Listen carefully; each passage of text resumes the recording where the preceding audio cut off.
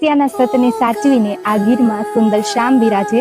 પ્રાર્થના વખતે શ્યામાજુને મોકલીને આરતી ટાણે પોતે સ્વયં આવે. હું નૂતન પ્રજાપતિ ઠાકોરજીની ઈચ્છા અને શ્યામ બાપુના માર્ગદર્શનથી આ મંદિરના ઇતિહાસને પ્રસ્તુત કરું છું. જસ્ટ વાણી જ મારી છે, હું તો એક માધ્યમ છું. તો કઈ ભૂલચૂક થાય તો આ એકત્વની માફી ચાહું છું. કે બિના ક્યું હું બેચેન, આપ ही क्यों मेरी जरूरत है, रहम इतना हसी नहीं होता, आप वाकई खूबसूरत हो. સરસિયાના શ્યામ, આના વિશે જેટલું બોલું ને એટલું ઓછું છે. શું તમને ખબર છે કે આ મંદિરનો ઇતિહાસ શું છે અને ઠાકોરજી કેવી રીતે સ્વયંભૂ પ્રગટ થયા? તો આવો સાથે મળીને જાણીએ.